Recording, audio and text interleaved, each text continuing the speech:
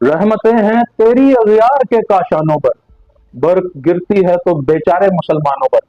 और एक मर्द कलंदर ने ये 70-80 बरस कबल पहले ये कहा था, मगर हमें ये आज तक समझ नहीं आई।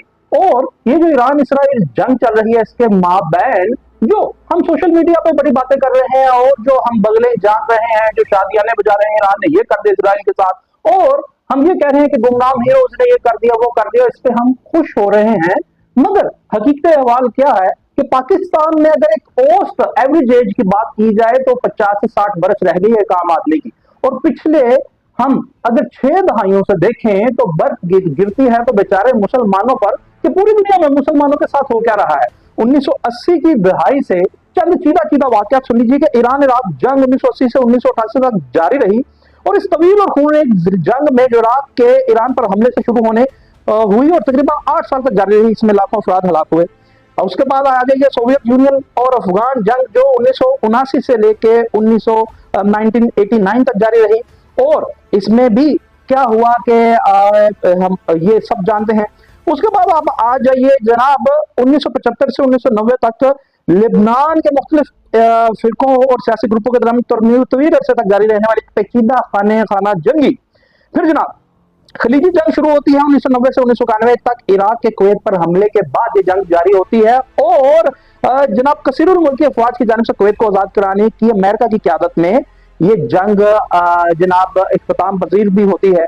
फिर जनाब हम अगर बोस्निया की बात करें तो वहां पे 1992 1995 में यूगोस्लाविया को टूटने के बाद बोस्निया में सर्बों और बोस्नियाओं के दरमियान एक जंग होती है।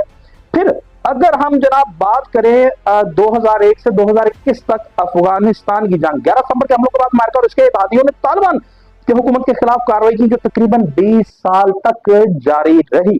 फिर जनाब इराक जंग आ जाइए 2003 से 2011 तक अमेरिका और उसके इत्तेहादियों ने सद्दाम हुसैन की हुकूमत को हटाने के लिए इराक पर हमला किया, जिसके बाद तवील अरसे तक शोरिश जारी रही। फिर जनाब दूसरी लिबनान जंग शुरू होती है 2006 में इसराइल और हिजबुल्लाह के दरमियान। और मुख्तलिफ अदवार में इसराइल और फलस्तीनी अस्करी पसंद ग्रुपों के दरमियान ये जारी रहती है। और खास तौर पे 2003 से 2009 की ऑपरेशन कास्ट लीड 2010 से अब तक ये जारी रहती है। फिर जनाब लीबिया का तनाजा आके 2011 से लेके ताहाल आज तक जारी और सारी है। मोहम्मद कज़ावी के दौर के खात्मे के बाद लीबिया में मुख्तलिफ ग्रुपों के दरमियान जारी खाना जंगी। फिर जनाब शाम की खाना जंगी की बात कर ली जाए 2011 से आज तक जनाब बशर अल-असद की हुकूमत के खिलाफ अवामी बगावत जो पेचीदा और तबाहकुन खाना जंगी में बदल गई। फिर जनाब यमन का तनाजा आता है 2014 में। और यमन में हौसी बागियों और सऊदी अरब की हमायती याफ्ता हुकूमत के दरमियान जारी खाना जंगी, जिसने एक बड़ा इंसानी बहरान जन्म दिया जनाब।